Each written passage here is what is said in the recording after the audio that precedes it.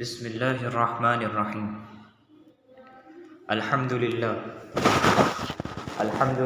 نحمده ونستعینه ونستغفره ونؤمن به ونتوکل علیہ ونعوذ باللہ من شرور انفسنا ومن سیئات اعمالنا من يهده الله فلا مضل له ومن يضلل فلا هادي له ونشهد ان لا اله الا الله وحده لا شريك له ونشهد أن سيدنا وحبيبنا ومولانا محمدا عبده ورسوله صلى الله عليه وعلى آله وأصحابه وأزواجه وذرياته ومن تبعهم بإحسان إلى يوم الدين.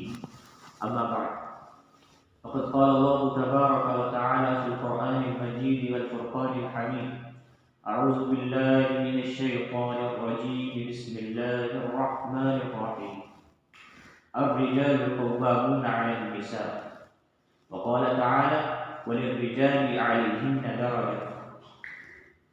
صدق الله المولانا العظيم. اللهم صل على سيدنا ومولانا محمد كما صليت وباركت على إبراهيم وعلى آل إبراهيم إنك حميد مجيد. اللهم بارك على محمد وعلى آل محمد كما صليت وباركت على ابراہیم وعلى آل ابراہیم انک حمید مجید. میری عزیز بہنوں، السلام علیکم ورحمۃ اللہ وبرکاتہ. اللہ تبارک و تعالیٰ کا احسان، اس کا نہایت کرم کہ اللہ تبارک و تعالیٰ نے دینی مجلس کا انعقاد کرنے کی توفیق عطا فرمائی، اور وہ دینی مجلس جس کو اللہ تبارک و تعالیٰ نہایت پسند فرماتا ہے. اور یہ دینی مجالس اللہ تبارک و تعالیٰ کے نزدیک اتنی پسندیدہ ہے کہ ان مجلسوں کا ذکر وہ فرشتوں کے ذریعے سے، فرشتے سے وہ ذکر ہوتا ہے، اور فرشتے ایسے مجالس کو گھیر لیتے ہیں، اپنی رحمتوں میں ڈھانپ لیتے ہیں. لہذا ان مجلسوں کی اہمیت اور ان کی ہمیں زیادہ سے زیادہ اس مجلسوں میں شرکت کرنے کی اللہ تبارک و تعالیٰ توفیق عطا فرمائے. الحمدللہ صراط مستقیم کورس کا آغاز ہو چکا تھا اور 12واں سبق اس کا چل رہا تھا. چونکہ قرآن مجید کی آیات کا ذکر ہو چکا تھا، حدیث کا ذکر ہو چکا تھا، عقیدہ کا ذکر ہو چکا تھا، اب مسئلہ مسائل بچے تھے 12واں سبق کا، اور دعا بچی تھی. تو میں یہ ضروری سمجھتا ہوں کہ ایک مرتبہ پھر میں اس کو دہرا دوں کہ بات ذہن میں آ جائے کہ 12واں سبق کا آغاز یوں ہوا تھا کہ اس میں قرآن مجید کی آیت تھی، بنی اسرائیل کی 88 نمبر آیت، جس میں اللہ تبارک و تعالیٰ فرماتا تھا: آپ فرما دیں کہ اگر تمام انسان و جنات اس جیسا قرآن لانے پر جمع ہو جائیں تو بھی اس جیسا قرآن نہیں لا سکتے، چاہے وہ اس کے لیے ایک دوسرے کے مددگار بن جائیں. اللہ تبارک و تعالیٰ نے حضور پاک صلی اللہ علیہ وسلم کو جب نبی بنا کر بھیجا، اور نبی بنا کر بھیج کر ایک شریعت، ایک قانون حضور پاک صلی اللہ علیہ وسلم کے ذمے سونپی، اور وہ قانون اور وہ شریعت، اس سے پہلے جو شریعتیں تھیں، جو قانونیں تھیں، وہ ساریوں کو منسوخ کر دیا. یعنی جتنی بھی شریعتیں پہلے تھیں، جتنے بھی طور طریقے پہلے تھے، وہ اب ختم ہو چکا. اب ایک نئی شریعت کا آغاز ہونا ہے، نئی دین کا آغاز ہونا ہے. دین تو وہی ہے، نئی قانون کا آغاز ہونا. تو اس نئے قانون کا آغاز، نئے دین کا، نئے اسلام کا، نئی شریعت کا آغاز یوں ہوا کہ اللہ تبارک و تعالیٰ نے قرآن مجید، قرآن مقدس کو اللہ تبارک و تعالیٰ نے 23 برس کے عرصے میں حضور پاک صلی اللہ علیہ وسلم پر نزول فرمایا. یہ قرآن انسانوں کے لیے، مسلمانوں کے لیے یہ ایک گائیڈ لائن ہے، قانون ہے کہ انسان کو کس طریقے سے زندگی گزارنی ہے، ایک انسان کے دل میں کیا کیا عقیدہ ہونا چاہیے، ایک مسلمان کیا اس کے دل میں کس کو ماننا ہے، کن کن چیزوں پر ایمان لانی ہے، کیسے اس کو اپنی پوری زندگی گزارنی ہے. یہ قرآن مجید میں ہمیں سکھایا، اور یہ قانون ہے. قانون کے اوپر ہر مسلمان کو عمل کرنا اس پر ضروری ہے، بلکہ اس پر فرض ہے. اگر کوئی شخص قرآن مجید کے کوئی ایک احکام کا بھی انکار کر بیٹھے کوئی کہہ دے کہ میں نماز نہیں پڑھوں گا، کوئی کہہ دے کہ میں روزہ نہیں رکھوں گا، تو وہ اس شریعت سے، اس دین سے خارج ہو جائے گا۔ تو ایک بنیادی رکن جو ہوا وہ ہوا کہ قرآن مجید پر مکمل طور پر ایمان لانا بھی ضروری اور اس پر عمل کرنا بھی ضروری۔ اب ہم ایمان تو لا آتے ہیں، ایمان لانے تو سب ہیں، مسلمان سب کہتے ہیں کہ قرآن مجید حق ہے، قرآن مجید سچا ہے، حضور پاک صلی اللہ علیہ وسلم پر نازل ہوا ہے، سب کا اس پر اقرار ہے، پر اس پر عمل نہیں، اس پر عمل نہیں۔ لوگ تو قرآن مجید کو چومتے ہیں، سر پر رکھتے ہیں، اس کی تہذیب کرتے ہیں، پر اس کی اصل تہذیب کرنا، اس کا اصل اکرام کرنا، اس کا اصل جو عزت افزائی کرنا، وہ اس کا چومنا، اس کو سلامتی سے رکھنا، اونچی جگہ رکھنا، یہ نہیں، بلکہ اس کی اصل حیثیت یہ ہے کہ انسان اس کو پڑھے اور اس سے تعلیمات حاصل کرے۔ قرآن سے کیا کہہ رہا ہے وہ اس کو سمجھے، قرآن اس سے کیا کہنا چاہ رہا ہے وہ اس کو سمجھے، اور صرف سمجھنا نہیں ہے، اس پر عمل کر کر بھی دکھانا ہے۔ حضور پاک صلی اللہ علیہ وسلم جب دنیا پر تشریف لائیں تو انہوں نے صرف منہ سے اور زبان سے بات کہہ کر وہ دنیا سے رخصت نہیں ہوئی، بلکہ انہوں نے اس پر عمل کر کر بھی دکھایا۔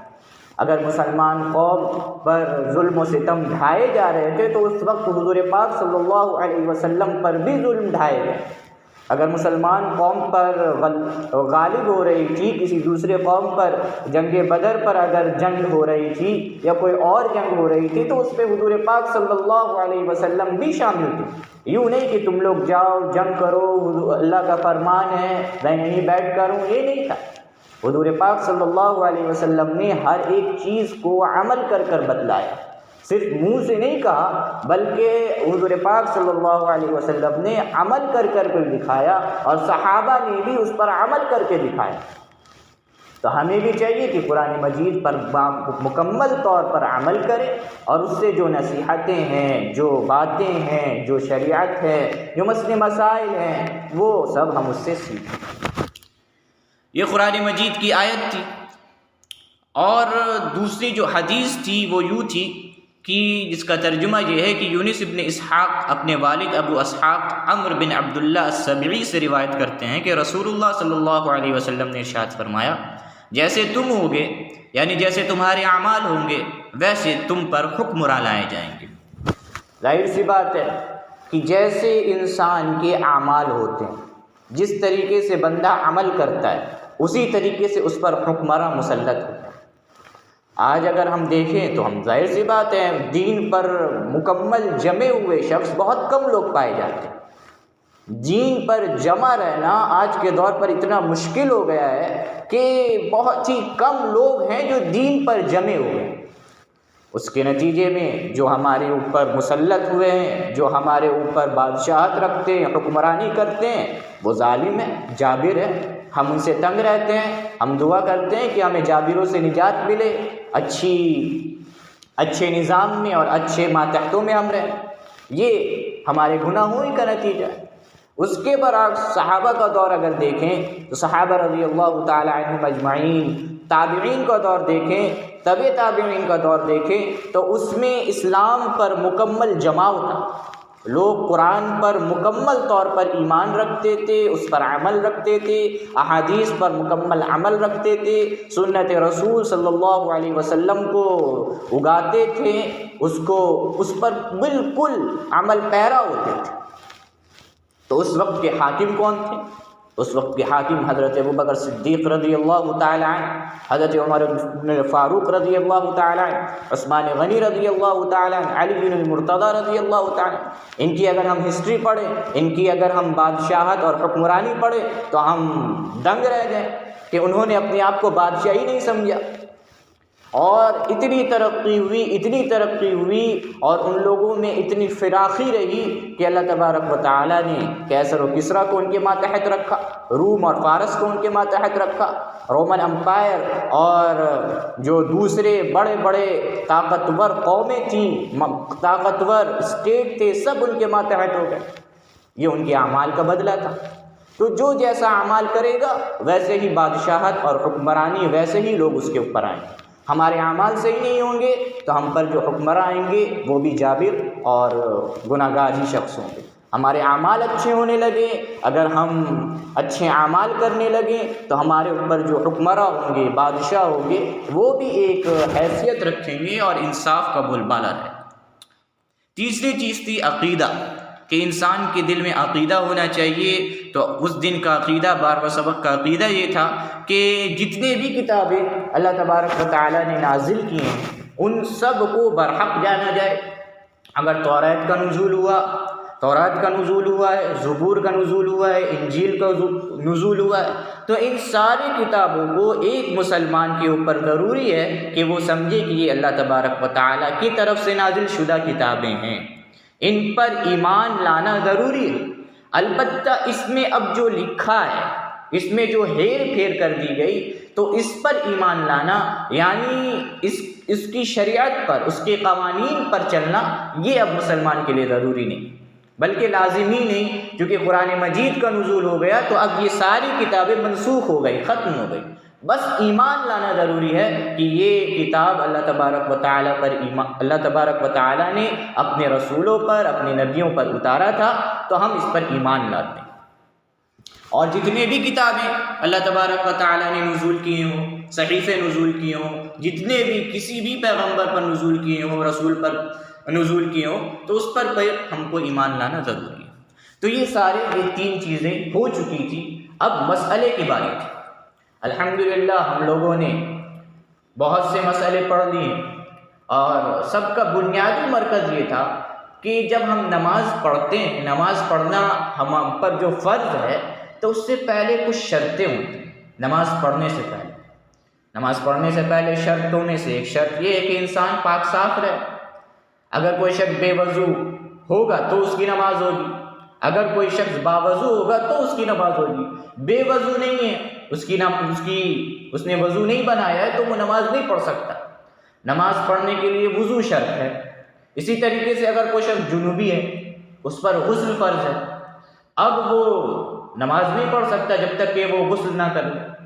تو یہ سارے احکامات ہم پڑھ چکے ہیں. وضو کے بارے میں وضو کے مسائل پڑھ لیا ہم لوگوں نے، غسل کے فرائض پڑھ لیے ہم لوگوں نے، تیمم کے مسائل پڑھ چکے ہیں جو وضو کا نائب ہے. اگر پانی نہ ملے تو تیمم کس طرح کیا جائے، مسح علی الخفین، جرابوں پر، چمڑے کے موزوں پر کیسے مسح کرنا ہے، یہ سب ہم پڑھ چکے. اب جو مسئلہ ہے وہ خصوصی عورتوں کے متعلق مسئلے اور بہت اہم مسئلے. اس کو جاننا ہر عورتوں پر سمجھے ضروری ہے. اگر کوئی عورت ان مسئلوں کو نہیں جانتی اور اس پر یہ مسئلے پیش آتے ہیں اور وہ خلاف ورزی کرتی ہو شریعت کی، تو اس پر پکڑ ہو جائے گی. تو عورتوں کے جو مسائل ہیں اس کا جاننا بھی ضروری ہے. تو آج کے جو سبق ہے، جو مسئلے ہیں، اس پر عورتوں کے مسائل کے سلسلے میں ہے. تو پچھلے ہفتے میں نے جیسے ذکر کیا تھا کہ عورتوں کو جو ہے مردوں کے ماتحت رکھا گیا. اس میں سے ایک ریزن یہ بھی ہے کہ عورت جو ہے بہت سی چیزوں میں کمزور ہے. جیسے میں نے حدیث پیش کی تھی کہ دین کے سلسلے میں بھی عورت کمزور ہے اور عقل کے اعتبار سے بھی عورت کمزور ہے. کہ ایک مرد کی جو گواہی ہوتی ہے وہ 2 عورتوں سے تلافی ہوتی ہے. یعنی ایک مرد کی گواہی تو ایک گواہی مانی جائے گی، پر عورت جو ہوگی اس کی 2 گواہی ایک مرد کے برابر مانی جائے گی. تو شریعت نے یوں بتایا. جب شریعت یوں کہہ رہی ہے تو اس سے پتہ چلا کہ عورت کی جو عقل ہے اس میں نقاصت ہے، کمی ہے. اسی وجہ سے شریعت نے ان کو 2 کے مقابل 1 رکھا. اور دین کے اعتبار سے جو نقصان ہے وہ یہ ہے کہ اس کو حیض آتا ہے، ماہواری آتی ہے، پیریڈز آتے ہیں، جس کی وجہ سے وہ مکمل پورے مہینے نماز نہیں پڑھ سکتی اور رمضان المبارک کے روزے چھوٹ جاتے ہیں. تو اس کے جو مسائل ہیں اس کو جاننا ضروری ہے. تو آج وہی مسائل ہم لوگ سمجھنے کی بھی اللہ تبارک و تعالیٰ توفیق دے اور سمجھانے کی بھی ہمیں توفیق دے. حیض اور استحاضہ کے احکام. حیض کی تعریف پہلے سمجھ لے کہ حیض کہتے کسے. حیض پیریڈز، آج کے لفظ میں انگلش لفظ ہے پیریڈز. تو حیض کی جو تعریف ہے وہ یہ ہے کہ ہر مہینے بالغ عورت کو جو خون آتا ہے اسے حیض کہتے ہیں، بشرط یہ کہ وہ خون بیماری یا حمل کی وجہ سے نہ ہو.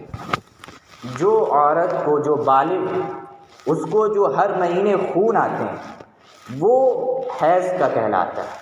اب اگر وہ خون بیماری کی وجہ سے آ رہی ہے یا پریگننسی کی وجہ سے آ رہی ہے، حمل کی وجہ سے آ رہی ہے، تو وہ حیض کا خون نہیں مانا جائے گا، بلکہ وہ دوسرے خون مانے جائیں گے۔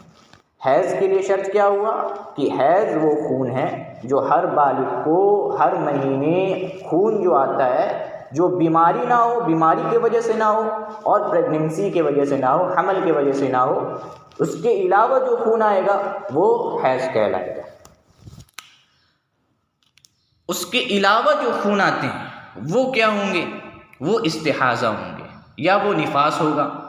اگر کوئی عورت کو بیماری وغیرہ کی وجہ سے خون آئے اسے استحاضہ کہتے ہیں۔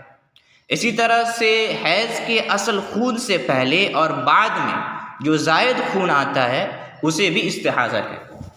اگر کوئی عورت کو بیماری کی وجہ سے خون آ رہا ہے تو اسے استحاضہ کہتے ہیں، اور اگر جو اصل خون آنے سے پہلے جو خون آتے ہیں زائد خون آتے ہیں، اور اصل خون آنے کے بعد جو خون آتے ہیں زائد خون، وہ بھی استحاضہ کہلاتے ہیں۔ اب ان دونوں میں فرق کیا ہے؟ فرق یہ ہے کہ حیض کے ایام میں عورت جو اس پر نمازیں فرض ہوتی ہیں وہ ثابت ہو جاتی ہے، معاف ہو جاتی ہے، پوری مکمل طور پر معاف ہو جاتی ہے، نہ اس کو اس کی قضا کرنا ہے، نہ اس کو اس کے علاوہ اس وقت میں پڑھنا ہے، بالکل اپنے اعتبار سے وہ فارغ ہوگا۔ البتہ جو روزے ہوتے ہیں اس کو وہ اس وقت تو نہیں رکھے گی جب حیض کے ایام میں ہوگی، بلکہ جب حیض سے پاک ہوگی تو اس پر واجب ہو جائے گا کہ وہ حیض کے دوران جو اس پر روزے فرض ہوئے تھے وہ اس کو رکھے جب وہ پاک ہو جائے۔ تو یہ حیض کی تعریف تھی، استحاضہ کی تعریف تھی، اور اس کے فرق تھے کہ ان دونوں میں فرق کیا ہے۔ اب مسئلہ یہ ہوتا ہے کہ ہم کیسے سمجھے کہ یہ بیماری کی وجہ سے آ رہا ہے یا کسی اور وجہ سے آ رہا ہے، ہم یہ بات کیسے سمجھیں؟ تو سمجھنے کے لیے یہ بات ذہن میں رکھیں کہ حیض کی جو مدت ہوتے ہیں، ایام ہوتے ہیں، پیریڈ کے جو دن ہوتے ہیں، وہ کم سے کم 3 دن 3 رات ہوتے ہیں۔ اگر کسی عورت کو 1 دن 2 دن خون آیا، اس کے بعد خون بند ہو گیا، تو یہ خون حیض کا نہیں مانا جائے گا، بلکہ یہ خون استحاضہ کا مانا جائے گا، یعنی بیماری کا خون مانا جائے گا۔ اگر 3 دن 3 رات اور 3 دن سے زائد خون آنا شروع ہو جائے، یعنی 3 دن گزر گئے اب بھی حیض کا خون آ رہا ہے، تو تب یہ حیض کا خون مانا جائے گا۔ 3 دن سے کم ہے تو وہ حیض نہیں ہے، استحاضہ ہے۔ 3 دن سے زائد ہے تو وہ حیض کا خون مانا جائے گا۔ یہ کم مدت، اور زیادہ سے زیادہ مدت کتنی ہے؟ زیادہ سے زیادہ مدت 10 دن 10 راتیں۔ اگر کسی عورت کو 10 دن 10 رات تک حیض کا خون آ رہا ہے تو وہ حیض کا مانا جائے گا۔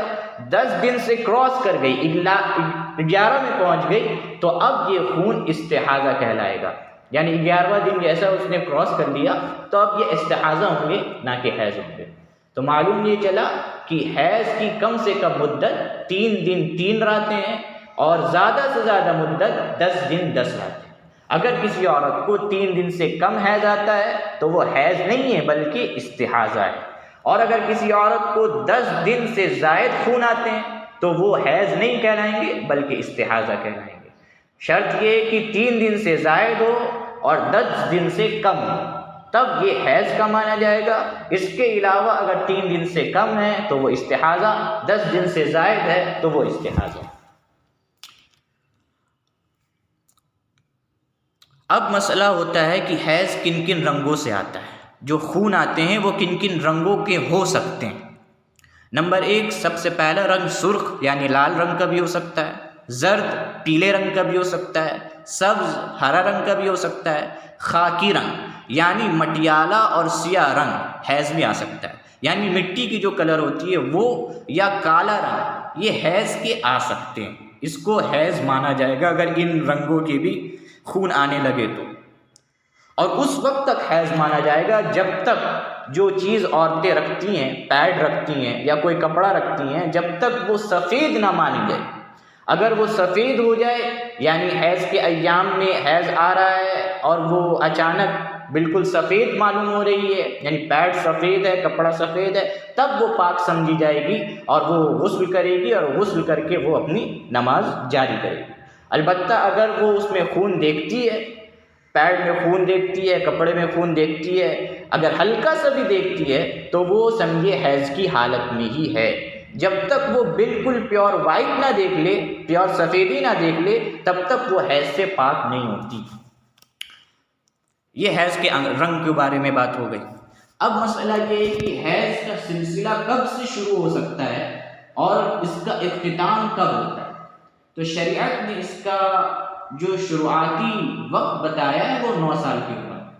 اگر کوئی لڑکی کو 9 سال کی عمر سے پہلے خون آنے لگے تو وہ حیض کا خون نہیں مانا جائے گا، بلکہ استحاضہ مانا جائے گا، یعنی بیماری کا خون مانا جائے گا۔ اور 9 سال ہو گیا، اب 9 سال کے بعد اگر خون آ رہا ہے تو تب مانا جائے گا کہ یہ حیض کی شروعات ہو چکی ہے، حیض کا خون مانا جائے گا۔ تو شروعات 9 سال سے ہوتی ہے اور اختتام ہوتا ہے 55 سال کی عمر میں۔ اگر کوئی عورت 55 سال کی عمر میں پہنچ جائے اور حیض آنا بند ہو جائے تو یہ شریعت کے مطابق اب یہ حائضہ نہیں رہی، بلکہ اب اپنی تمام عمر یہ پاکی کی حالت میں رہے گی۔ اور 55 سال پہنچی اور ان کا حیض بند نہیں ہوا، مثال کے طور پر 55 سال کی عمر میں پہنچ گئیں اور حیض ان کا ابھی بھی جاری ہے، تو جو حیض ان کو جس رنگ سے آتا تھا پہلے، اسی رنگ کا اگر حیض آ رہا ہے تب وہ آگے بھی مانی جا سکتی ہے، 56 سال کی عمر میں بھی مانی جا سکتی ہے۔ پر اگر کوئی اور رنگ کے آ گئے تب وہ حیض نہیں مانی جائے گی، یعنی 55 سال کی عمر کے بعد کوئی الگ چیز ہونے لگے، کوئی الگ رنگ کی کوئی چیز ہونے لگے تب وہ حیض نہیں مانی جائے گی، بلکہ استحاضہ مانی جائے گی۔ پر 55 سال کی عمر کے بعد بھی وہی سلسلہ ہے، وہی ڈیٹ ہے، تب آپ کی جو حیض ہے وہ جاری رہے گی۔ یہ تھی حیض کے سلسلے کی چیزیں۔ اب ایام عادت کی سمجھنی چاہیے کہ ایام عادت جو ہوتی ہے کہ عورتوں کے جو حیض ہوتے ہیں وہ فکس ہوتے ہیں، کسی کے 5 دن ہوتے ہیں، کسی کے 6 دن ہوتے ہیں، کسی کے 7 دن ہوتے ہیں، یہ فکس ہوتا ہے۔ تو اب جب فکس ہے تو اب یہ ایام عادات کہلاتے ہیں۔ ایام عادت کہ اس دن اتنے ہم کو مہینے میں 6 دن آنا ضروری ہے، 6 دن آتا ہے، 5 دن آتا ہے، تو اب اس کے مسئلے یہ ہیں کہ اگر کسی کی عادت 3 دن یا 4 دن حیض آنے کی ہے، پھر کسی ماہ میں زیادہ آ گیا تو اس کا حکم یہ ہے کہ جب تک 10 دن نہ بڑھ جائیں سب حیض ہے۔ اگر 10 دن سے بڑھ گیا تو جتنے دن پہلے سے عادت ہے وہ حیض ہے، باقی سب استحاضہ ہے۔ ایک عورت ہے، اس کو 6 دن 5 دن 7 دن اتنی کی عادت ہے، طے کہ اتنے دن اس کو حیض آتا ہے۔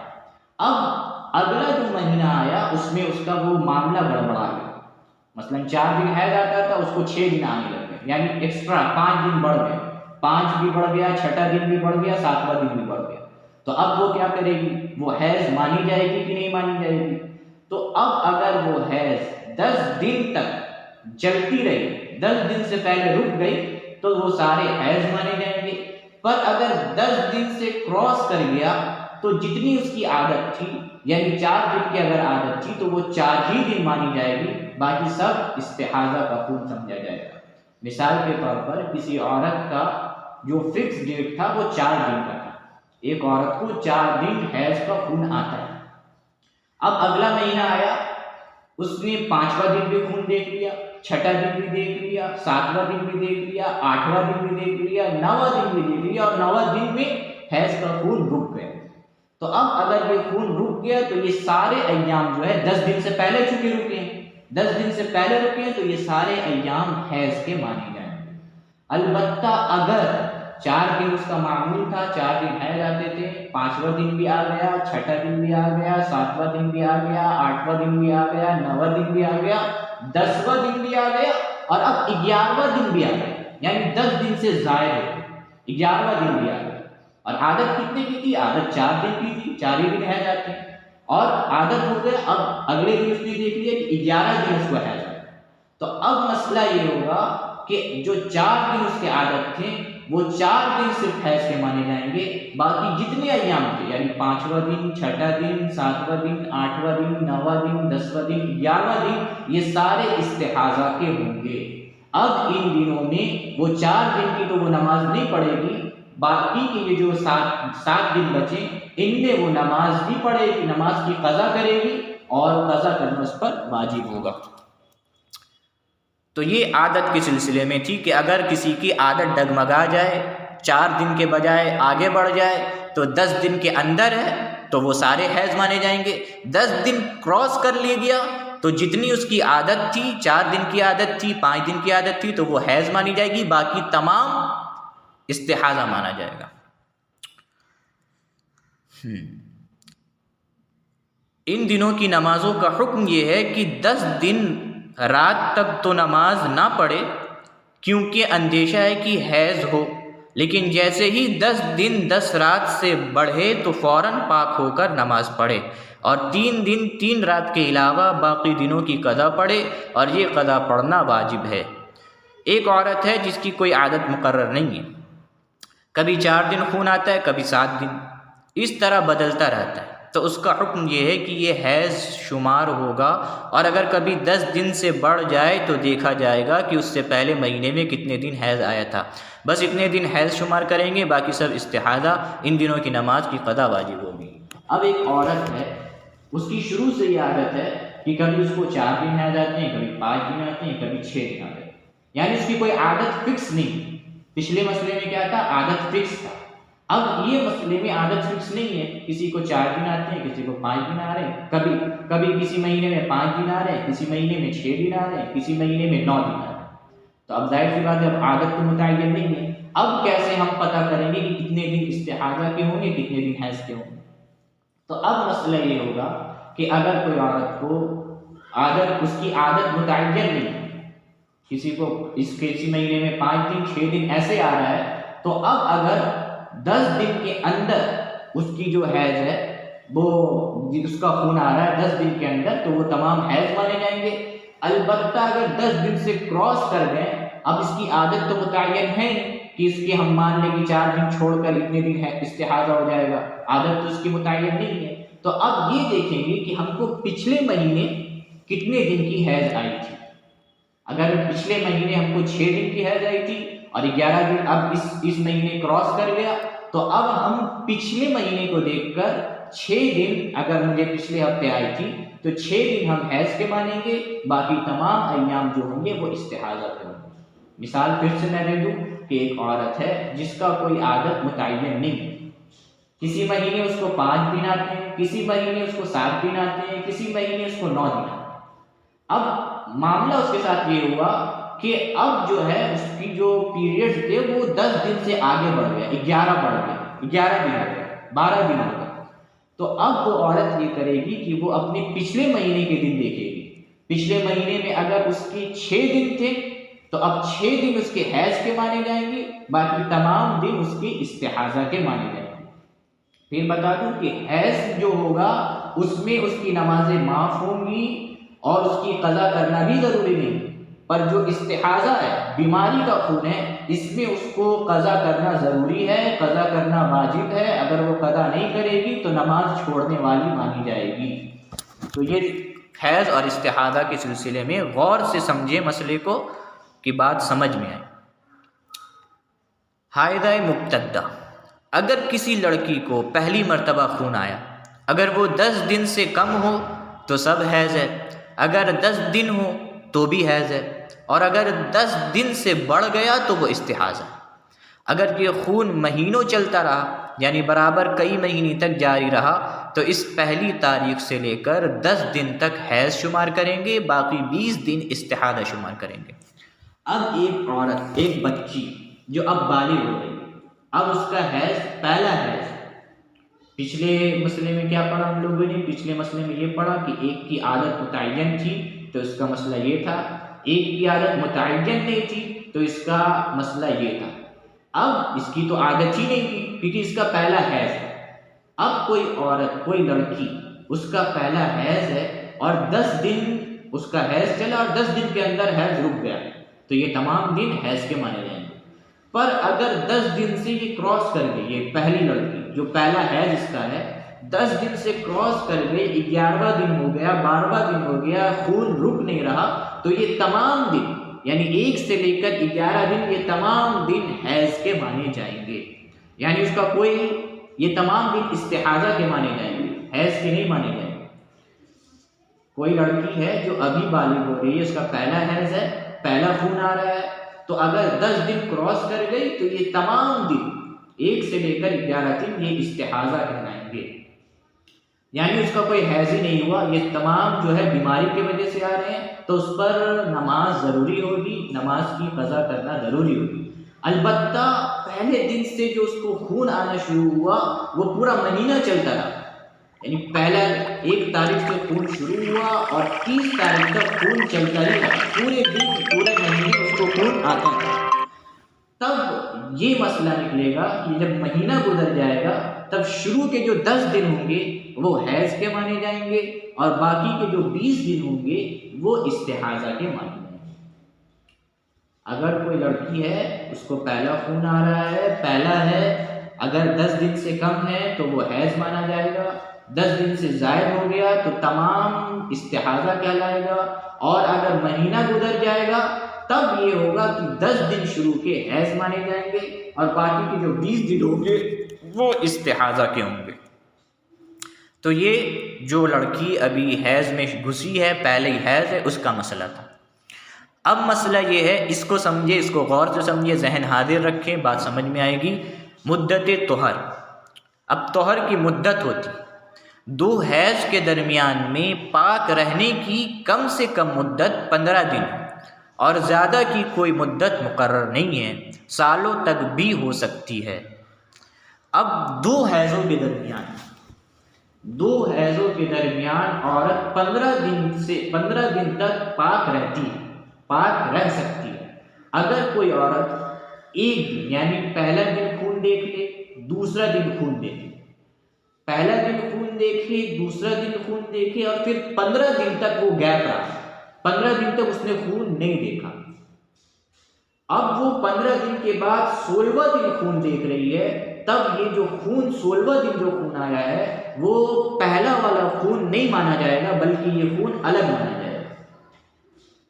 پھر سمجھے کہ پہلا دن خون دیکھی، دوسرا دن خون دیکھی، پھر 15 دن کا گیپ رہا، اس نے خون نہیں دیکھا، 16ویں دن میں اس نے خون دیکھا، تو یہ 16واں دن یہ الگ خون ہے اور وہ پہلا دن اور دوسرا دن جو خون آیا تھا وہ الگ خون ہے۔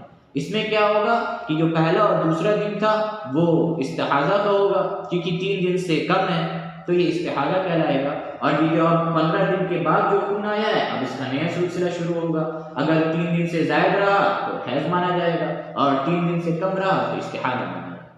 البتہ اگر کسی عورت نے 15 دن سے کم میں پھر خون دیکھ لیا تو یہ پہلے خون کا مانا جائے گا، یعنی کسی عورت نے پہلے دن خون دیکھا، دوسرے دن خون دیکھا، 13 دن کا گیپ رہا، 14 دن پھر اس نے خون دیکھ لیا، تو مانا یہ جائے گا کہ یہ جو پہلا خون جو آیا تھا وہ اسی کا خون یعنی اسی کا شامل ہے۔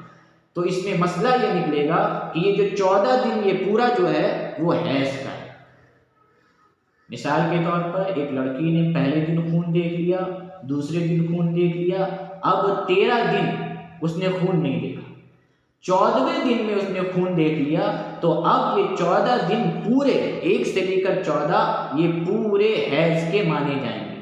حیض کے تو نہیں مانے جائیں گے بلکہ جو اس کی عادت ہے، عادت دیکھی جائے گی کہ اگر 4 دن کی اس کی عادت تھی تو 4 دن حیض کے مانے جائیں گے، باقی تمام مستحاضہ کے مانے جائیں گے، استحاضہ کے مانے جائیں گے۔ اور اگر 15 دن سے زائد گیپ رہ جائے تب یہ الگ خون ہے، وہ الگ خون ہے۔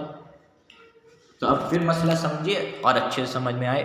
2 حیض کے درمیان میں پاک رہنے کی کم سے کم مدت 15 دن ہے اور زیادہ کی کوئی مدت مقرر نہیں ہے، سالوں تک بھی ہو سکتی ہے۔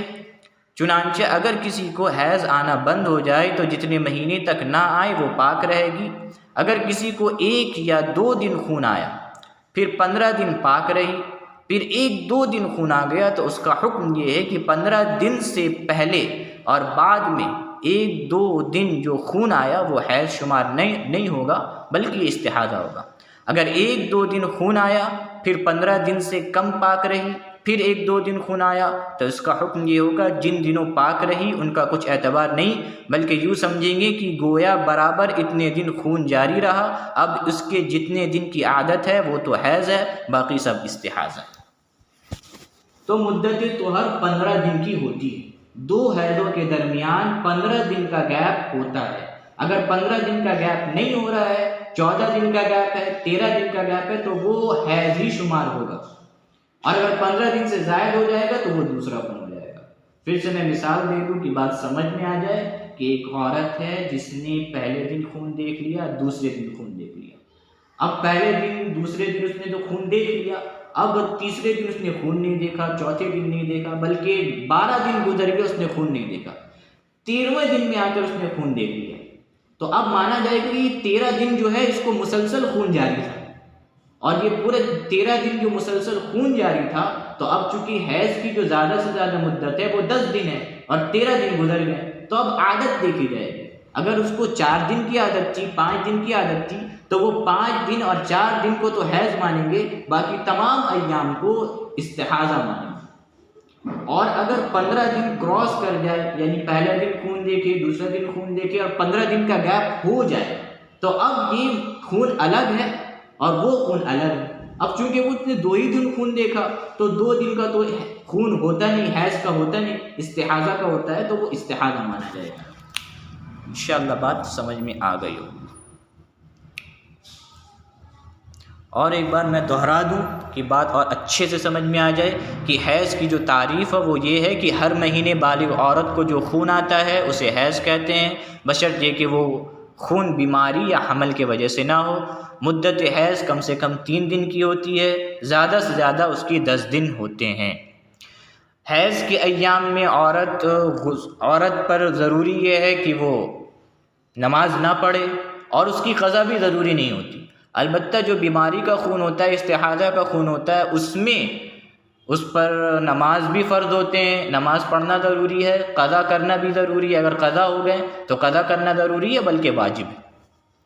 اور باقی مسئلے انشاءاللہ سمجھ میں آ گئے ہوں گے، اور جو نہیں سمجھ میں آئی ہو میری بات اس کو آپ پوچھ سکتے ہیں کسی اور کے ذریعے سے.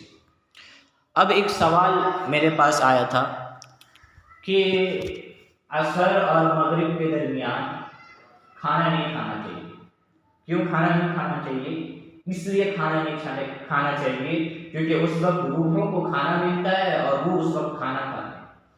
اور بھی بہت سے لوگ مسئلے یہ پوچھتے ہیں کہ عصر سے مغرب کے درمیان اس لیے کھانا نہیں کھانا چاہیے کیونکہ جنت میں جو اولادیں ہوتی ہیں ہم لوگوں کی، اس کو کھانا نہیں ملے گا اگر ہم لوگوں نے ابھی کھانا کھا لیا.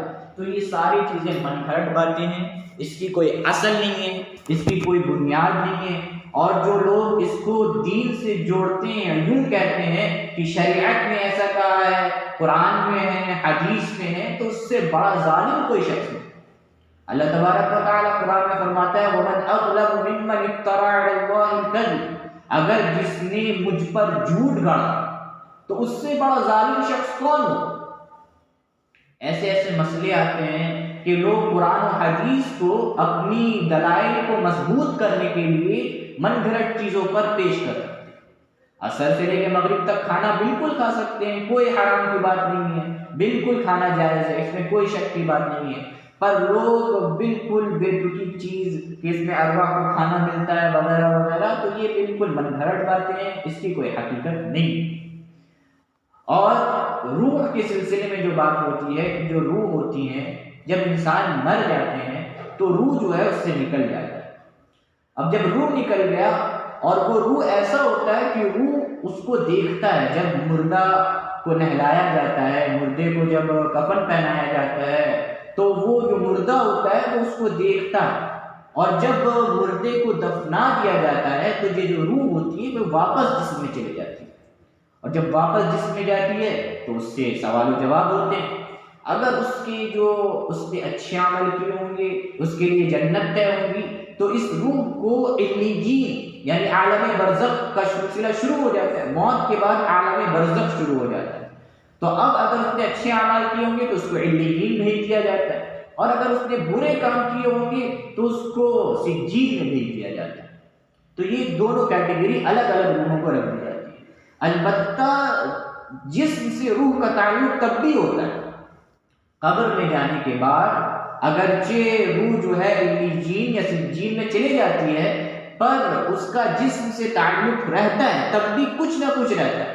جس کی وجہ سے عذاب قبر اس کو سہتی ہے، عذاب قبر کو وہ محسوس کرتا ہے، عذاب قبر میں جو عذاب اس کو ہوتا ہے وہ اس کو محسوس کرتا ہے۔ اگر جس میں روح ہی نہ ہو تو پھر عذاب کیسا؟ اگر انسان کے اندر روح نہیں ہے اور ہم اب انسان کا گلا کاٹ دیں، ہاتھ کاٹ دیں، پیر کاٹ دیں تو اس کو تو کوئی احساس پورے نہیں والا، کیونکہ روح نہیں۔ روح ہوگا تب ہمیں پتہ چلے گا، ہمیں جلن ہوگی، ہمیں کٹنے کا احساس ہوگا۔ تو علیین میں جانے کے باوجود بھی روح سے اور جسم کا تعلق رہتا ہے۔ تو یہ مسئلے تھے، عصر سے مغرب کے وقت بالکل کھا سکتے ہیں، کوئی مسئلہ نہیں ہے، اور قرآن و حدیث کو اپنی دلائل کے لیے، اپنی بات کو منوانے کے لیے کبھی بھی پیش نہیں کرنا چاہیے، اور نہ ہی کوئی بڑے علماء کی بات کو کاٹنی چاہیے جو قرآن و حدیث کے مطابق بات کر رہا ہے۔ اگر کوئی شخص 4 شادیوں کی بات کر رہا ہے، کوئی مولانا بیٹھ کر کہہ رہا ہے کہ کسی مرد پر، ہر مرد پر 4 نکاح وہ کر سکتا ہے، کوئی عورت اٹھے کہے کہ نہیں غلط بات ہے، 4 کیسے کر سکتا ہے، بیوی کے لیے ضروری ہے، بیوی کے حقوق ہیں وغیرہ وغیرہ، تو یہ اس کے لیے اعتراض کرنا، یہ شریعت پر اعتراض کرنا کہ شریعت نے اس کو اجازت دی ہے کہ مرد 4 نکاح کر سکتا ہے۔ اب شریعت نے جو حکم نافذ کیا ہے ہمیں ضروری ہے، پچھلے بیان میں ہم نے کہہ دیا کہ ضروری ہے کہ آنکھ بند کر ہمیں حکم ماننا ہی ماننا ہے۔ اگر کوئی عورت اس کے برخلاف اپنی ذہن لگاتی ہے، اس کے برخلاف بولتی ہے تو وہ شریعت سے بغاوت کرتی ہے، تو ہمیں آنکھ بند کر اس پر عمل کرنا ہے۔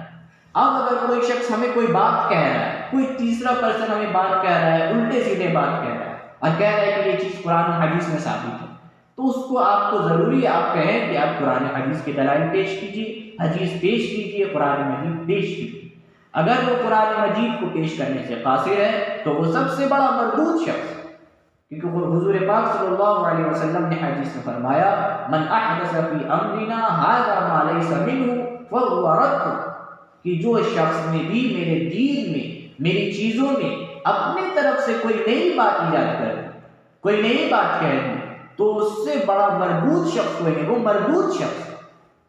اسی کے سلسلے میں، رجب کے سلسلے میں، کہ رجب جب آتا ہے تو بالکل لوگ ایسے ہو جاتے ہیں کہ اس مہینے کی بڑی برکت ہے، 27ویں رجب کو، چونکہ 27 رجب کو شب معراج ہوا تھا، اس رات کی بڑی فضیلت ہے، خوب عبادت کرنی چاہیے، آپس میں مبارکباد پیش کرتے ہیں، تو یہ بالکل اپنے اعتبار سے چل رہا ہے، دینی اعتبار سے نہیں چل رہا۔ دین کا اس میں بالکل حدیث اس میں خاموش ہے کہ رجب مہینے کی کوئی فضیلت ہے، بلکہ رجب نے بس حضور پاک صلی اللہ علیہ وسلم سے یہ ثابت ہے کہ حضور پاک صلی اللہ علیہ وسلم جب رجب کا چاند دیکھتے تھے تو حضور پاک صلی اللہ علیہ وسلم یہ دعا پڑھتے تھے کہ اللہم بارک لنا فی رجب و شعبان و بلغنا رمضان، کہ اے اللہ ہمارے رجب میں، ہمارے شعبان میں ہمیں برکت نازل فرما اور رمضان تک ہمیں خیر و عافیت تک پہنچائے۔ بس یہ بات ہے۔ اب جو رجب میں آپس میں مبارکبادی دے رہے ہیں، مبارک ہو رجب کا چاند ہو گیا اور راتوں کو شامینہ جل رہا ہے، آپس میں 27ویں رجب کو سب بیٹھے ہیں اور عبادت کر رہے ہیں، تو اس کا کوئی حدیث سے ثابت نہیں یہ بات ہے۔ اور بھی بہت سی راتیں ہوتی ہیں، ان پہ لوگ اپنے سے من گھڑت طور پر اپنے سے عبادت کو مخصوص کر لیتے ہیں، اپنے طور پر کرنے لگتے ہیں، تو یہ سب شریعت کے خلاف ہوتے ہیں۔ اگر آپ کو کچھ کرنا ہے، آپ کو کسی مسئلے پر کوئی تحقیق نہیں ہے تو آپ اس پر خاموش رہیں، کچھ نہ کہیں۔ اگر آپ کو کوئی مسئلہ سمجھنا ہے تو آپ علماء سے پوچھیں، کسی مسئلے کو پوچھیں، بڑے عالم سے پوچھیں، وہ آپ کو بتائیں گے کیا مسئلہ ہے کیا نہیں۔ اسی طریقے سے ہم دیکھتے ہیں 12 ربیع الاول کو لوگ نکل گئے ہیں اور ناچ گانا ہو رہا ہے اور مجلسیں جم رہی ہیں، تو اس کا کوئی ثبوت نہیں۔ جمعہ مبارک ہے، اسٹیٹس لگاتے ہیں سب جمعہ مبارک، یہ وغیرہ، جمعہ مبارک کوئی نہ حضور پاک صلی اللہ علیہ وسلم سے ثابت ہے، نہ صحابہ سے ثابت ہے، نہ کسی اور سے، نہ ہمارے خلفاء اور علماء نے اس کا زور دیا، بلکہ یہ ساری چیزیں اپنے طور پر ہم لوگ کرتے ہیں۔ تو یہ دین پر چلنا نہیں ہے۔ دین پر چلنا یہ ہے کہ دین نے جو کہا اس پر ہم چلیں، اپنے اعتبار سے، اپنے من گھڑت اعتبار سے کچھ بھی نافذ کر دیں اور کچھ بھی کہہ دیں تو یہ کوئی دلیل نہیں ہوتا، اور نہ اس پر چلنا ہمارے لیے ضروری ہے۔ البتہ ہم شریعت کو، قرآن پڑھیں، حدیث پڑھیں، تب ہمیں علم حاصل ہوگا۔ البتہ ان ساری چیزوں کا لحاظ رکھیں۔ اور 12ویں سبق کا جو مسنون دعا ہے وہ یہ ہے، اللہم، اذان کے بعد کی دعا، اللہم رب هذه الدعوة التامة والصلاة القائمة آت محمدا الوسیلة والفضیلة وابعثه مقاما محمودا الذي وعدته، اور بعض روایتوں میں انک لا تخلف المیعاد بھی ہے۔ تو یہ اذان کے بعد کی دعا ہے، جس کا ترجمہ یہ ہے کہ اے اللہ، اے اس دعوت کاملہ اور اس کھڑی ہونے والی نماز کے رب، تو محمد صلی اللہ علیہ وسلم کو وسیلہ اور فضیلت عطا فرما اور انہیں اس مقام محمود پر پہنچا دے جس کا تو نے ان سے وعدہ فرمایا ہے۔ تو یہ دعا ہے۔ اب لوگ اس دعے میں بھی کچھ گڑبڑ کرتے ہیں۔ وہ گڑبڑ یہ کرتے ہیں کہ بیچ میں وَارْزُقْنَا شَفَاعَتَهُ يَوْمَ الْقِيَامَةِ یہ بھی جوڑ دیتے ہیں۔ تو یہ کوئی نہ حدیث سے ثابت ہے نہ کسی سے ثابت ہے۔